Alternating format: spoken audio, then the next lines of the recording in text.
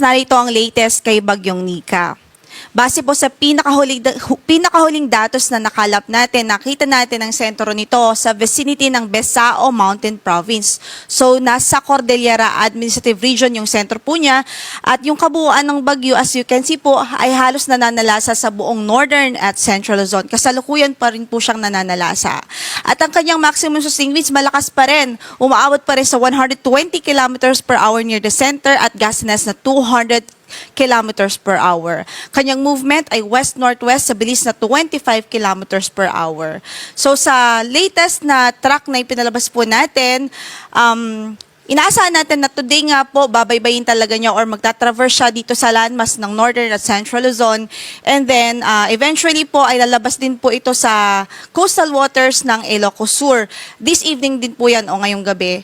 So, it will continue to move west-northwestward over West Philippine Sea and eventually po ay mag-exit ng ating area of responsibility by tomorrow. So, bukas pa po ang labas nitong sinika sa ating PAR.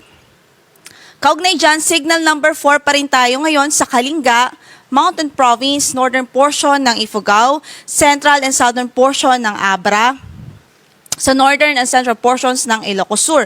So dito po concentrated yung signal number 4 natin, habang signal number 3 naman po sa mga lugar na ito, sa northern portion ng Quirino, northeastern portion ng Nueva Vizcaya, central portion of Isabela, southwestern portion of Cagayan, rest of Abra, southern portion of Apayao, rest of Ifugao, northern portion of Benguet, southern portion ng Ilocos Norte at natitirang bahagi pa ng Ilocos Sur. Yan po yung mga lugar kung saan na meron tayong orange shade. So dito din concentrated yung signal number 3 natin. Ibig sabihin malakas pa rin na hangin ang nararanasan at pwedeng maranasan pa ng ating mga kababayan sa mga susunod na oras. Habang signal number 2 ngayon, sa northwestern and eastern portions ng Cagayan, rest of Nueva Vizcaya, rest of Isabela, rest of Quirino, rest of Apayao, natitirang bahagi pa ng Benguet, sa natitirang bahagi pa ng Ilocos Norte, La Union, northeastern portion ng Pangasinan, northern and central portion of Aurora, maging sa northern portion of Nueva Ecija. Signal number 2 naman ho yan. Habang nakatas pa rin ang signal number 1, ibig sabihin posible pa rin ang mga pamisa-misang pagbugso ng hangin dulot nga po ni Bagyong Nika dito po sa Babuyan Islands, rest of mainland Cagayan, which is this one, and rest of Pangasinan, rest of Aurora, rest of Nueva Ecija, Bulacan, Pampanga, Tarlac, northern and central portions ng Zambales, northeastern portion ng Quezon, kasama na po dyan ang Polillo Islands. So kung makikita po natin, northern Luzon, basically northern Luzon and central Luzon pa rin, nakatas pa rin ang ating tropical cyclone wind signal. So ito po ay, ang focus po nitong signal na ito ay sa wind impact o sa lakas ng hangin na pwedeng maranasan po ng ating mga kababayan doon dahil kay Bagyong Nika.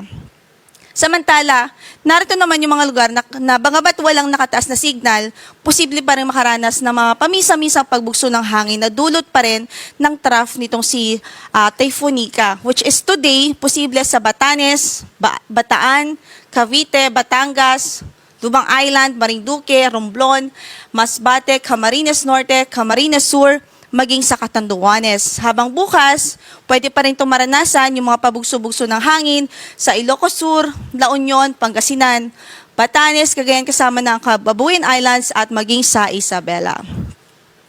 Ito, importante din po ito ang ating rainfall forecast. So, dahil nga po sa pag-traverse o pag-cross nitong si Typhoon Nika, posible pa rin ang intense to torrential o yung matindi hanggang sa halos walang humpay na pagbuhos ng ulan dito po sa Apayao, Cagayan, Abra, Kalinga, Mountain Province, Ifugao, Benguet, Nueva Vizcaya, Quirino, maging sa Aurora. So, ibig sabihin, expected po dyan yung mga flooding, so pagbaha, maging yung mga pagguho ng lupa o landslides ay posible rin po dahil nga sa matindi at hanggang sa walang humpay na pagbuhos ng ulan. Then, meron din po tayong heavy to intense rainfall na expected or forecast dito po sa areas na ito, sa Ilocos Norte, Ilocos Sur, La Union, maging sa Isabela. So, ibig sabihin, likely rin ng mga pagbuha dito dahil malakas din. Malakas hanggang sa matinding mga pagbuhos ng ulan ang pwedeng maranasan ng ating mga kababayan. And then, moderate to heavy naman sa Pangasinan, Tarlac, maging sa Nueva Ecija. Ibig sabihin, katamtaman hanggang sa malakas na mga pagbuhos ng ulan ang mararanasan po dito sa areas na ito.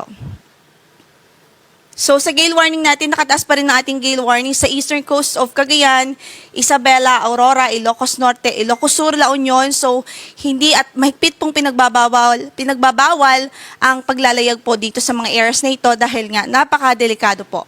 Dahil pa rin yan sa bagyong Sinika. At maliban po dito sa bagyo na currently ay nakakaranas o nanalasa sa atin, meron pa rin po tayong minomonitor outside the Philippine Area of Responsibility. At huling nakita po yan sa layong 780 kilometers east of Guiuan, Eastern Samar. Tropical depression pa lang ho ang kanyang kategory sa ngayon. 55 kilometers per hour near the center ang kanyang maximum sustained winds at yung gustiness niya ay umaabot sa 70 kilometers per hour.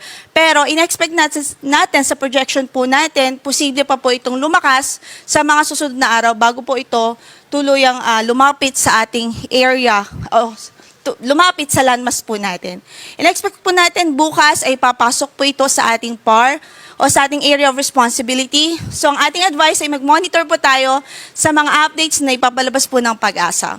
So ang kanyang movement as of today, west-northwestward at 20 kilometers per hour. Okay, ito pong si Tropical Depression, kapag pumasok po ito ng ating area of responsibility, papangalanan po natin siyang si Bagyong Ophel.